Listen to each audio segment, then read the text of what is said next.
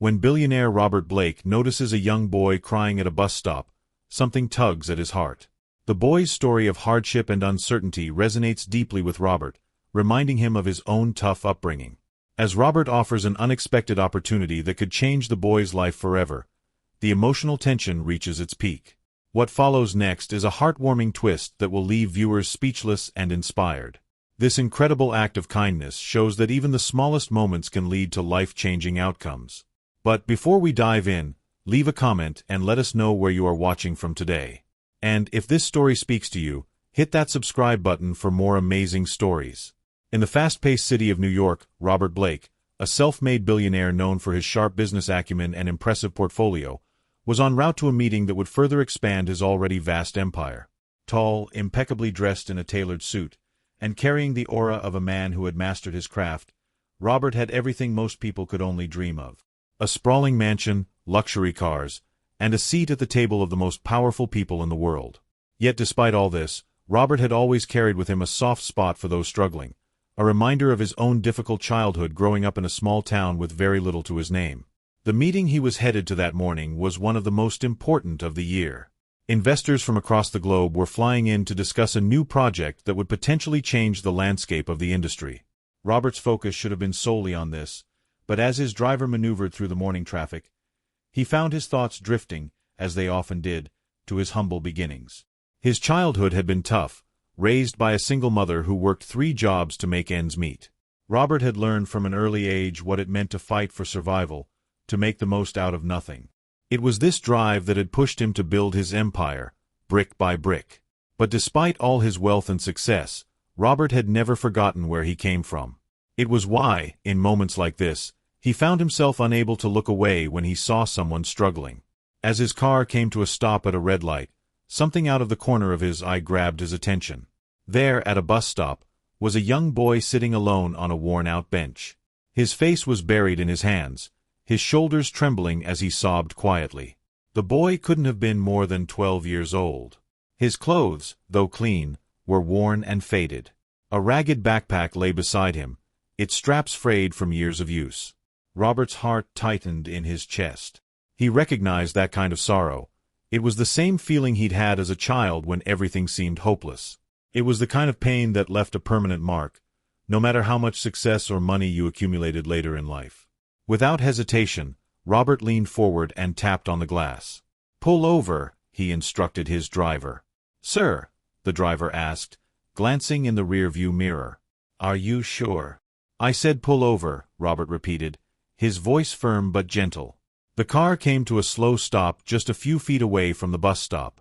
Robert quickly exited, adjusting his jacket as he walked toward the boy. Each step he took felt heavier, as if he were walking back in time to the days when he had sat on benches just like this, feeling utterly alone in the world. As he approached the bench, he could hear the boy's muffled sobs. The sound hit him like a punch to the gut. This wasn't just a child having a bad day. This was a child whose world had been turned upside down. Robert knew that feeling all too well. "Hey," Robert said softly as he reached the bench. He crouched down slightly, trying not to startle the boy. "Mind if I sit here?" The boy looked up, startled by the sudden attention. His face was streaked with tears, and his eyes were red from crying. He quickly wiped his face with the sleeve of his hoodie, trying to compose himself. But it was clear that the weight of whatever was troubling him was too heavy to hide. Robert sat down next to the boy, leaving a respectful amount of space between them. He didn't say anything at first. He just sat there, allowing the boy to feel his presence without pressure. He knew that sometimes, all someone needed was to know they weren't alone. After a moment, the boy spoke, his voice small and broken. I missed the bus," he mumbled, though Robert knew there was much more to the story. Robert nodded, glancing down at the boy's backpack. It looked old, worn from years of use. The boy's shoes were scuffed, and his clothes were too big for his small frame, likely hand-me-downs. Robert recognized the signs. This boy came from a family that was struggling, just as he had. "That happens," Robert said gently. "But I'm guessing that's not what's really bothering you." The boy hesitated, biting his lip as if debating whether or not to say more. After a moment, he let out a shaky breath. "My dad. He lost his job," the boy whispered, his voice barely audible. "We might have to move again. And I don't want to." Robert's heart sank. He knew the fear of instability all too well. Moving from place to place, never feeling secure, always wondering where you'd end up next. It was a hard way to grow up, and no child should have to carry that kind of burden. He looked at the boy, his expression softening. "I'm sorry to hear that," Robert said. "That's a lot to handle, especially at your age." The boy nodded, his lower lip trembling. "I don't know what to do," he admitted, his voice breaking. I just want things to be okay again." Robert's mind raced as he listened. He knew he couldn't solve all of the boy's problems with a few kind words, but he also knew that sometimes a small gesture could make all the difference in the world. And right now, this boy needed more than just words. "Do you know who I am?" Robert asked, his tone still gentle.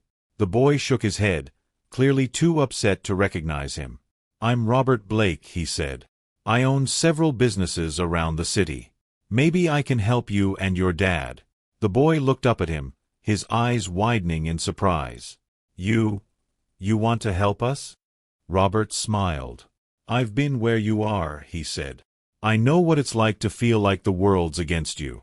But I also know that things can change. I'd like to offer your dad a job, something steady, something that'll help your family get back on its feet." The boy's eyes filled with fresh tears, but this time they weren't tears of sadness.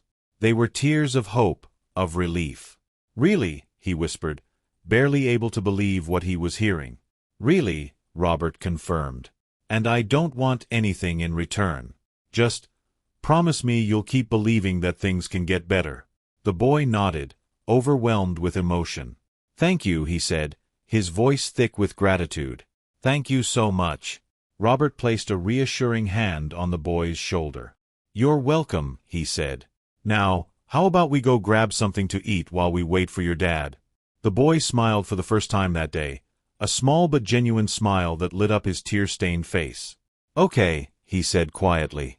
As Robert stood up, he pulled out his phone and called his assistant, instructing her to reach out to a local restaurant for a table. He also made a mental note to have his team look into a job opening for the boy's father.